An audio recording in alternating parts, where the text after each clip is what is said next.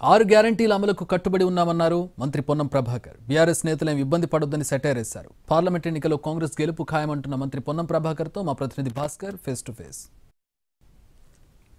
అధికారంలోకి వచ్చి 50 రోజులు గడిచిన నేపథ్యంలో 6 గ్యారంటీల అమలు ఏ విధంగా ఉంది, ప్రతిపక్షాల నుంచి వస్తున్న విమర్శలకు ఏ రకమైన సమాధానం చెప్తారు? మంత్రి పొన్నం మనతో ఉన్నారు, ఆయన మాటల్లోనే తెలుసుకుందాం. సార్ చెప్పండి, 6 గ్యారంటీల అమల్లో కాంగ్రెస్ పార్టీ విఫలమైందని చెప్పేసి బీఆర్ఎస్ వాళ్ళు అంటున్నారు, మీరేమంటారు? బీఆర్ఎస్ పార్టీకి అసహనము, ఫ్రస్ట్రేషను, అహంకారంతో కూడినటువంటి వ్యవహారం జరుగుతోంది. ప్రభుత్వం రాకముందు మేము 100 రోజుల్లో చేస్తామని చెప్పినాం. మీరే చెప్పారు 50 రోజులు, డిసెంబర్ 9, ఇంకా ఫిబ్రవరి 9 కూడా రాలే. ఎందుకంత అసహనానికి గురవుతున్నారు?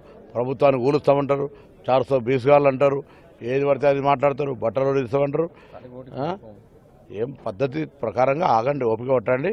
కాంగ్రెస్ పార్టీ అన్నీ అమలు చేస్తాం. ఇప్పటికి 2 చేసింది, ఇంకా 4 చేస్తాం. ప్రతి ఒక్క హామీ అమలు చేసి పెడతాం. మమ్మల్ని అడిగే ముందు మీరు నిరుద్యోగ భృతి ఏం చేశారు, డబుల్ బెడ్రూమ్ చేశారు, అట్లా ఉద్యోగాల నియామకాలు ఏం చేశారు అన్నీ జవాబు చెప్పండి ముందు. పార్లమెంట్ ఎన్నికల నేపథ్యంలో మీరు కరీంనగర్ ఇన్ఛార్జిగా ఉన్నారు, కరీంనగర్ మాజీ ఎంపీగా కూడా మీరు ఉన్నారు. ఈ కరీంనగర్ పార్లమెంట్ స్థానం మీద మీకు ఒక సంపూర్ణ అవగాహన ఉంది. ఒక అభ్యర్థి ఎంపిక అనేది ఇప్పటివరకు ఒక ప్రక్రియ జరగలేదు. తర్వాత మీరు పార్లమెంట్ ఎన్నికలను ఎలా ఎదుర్కోబోతున్నారు? లాస్ట్ ఇయర్ థర్డ్ ప్లేస్లో ఉన్నారు. మీరు 4 శాసనసభ్యులను గెలిచినాం. మేము 3వ స్థానంలో ఉన్నా. అంతకుముందు బీజేపీ ఎప్పుడు కూడా జీవితకాలం 3వ స్థానంలో ఉండే. ఒక నినాదం వాళ్ళకు ఇందుగాలు బొందుగాలని కేసీఆర్ అన్న మాటకు ఆయన గెలిచిండు. ఇవాళ దాన్ని నినాదం చేసుకొని పోయే పరిస్థితి ఉంటే ఎట్లా?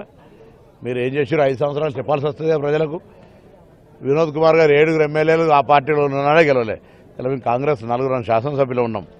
నియోజకవర్గాలకు సంబంధించిన ప్రజలు మా గెలిపించారు. మాతో పాటు పార్లమెంట్ కూడా గెలిపించడానికి సిద్ధంగా ఉన్నారు.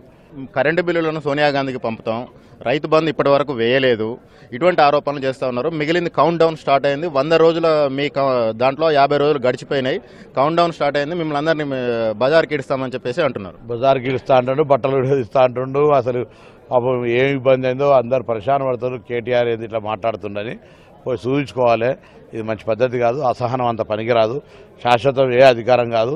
10 సంవత్సరాలు పరిపాలించి వెనుకకే వచ్చి మేనేజ్మెంట్ కోట అంటారు కదా మా నాయకులందరూ, అందుకే వచ్చి ఏది పడితే అది మాట్లాడితే మంచిది కాదు.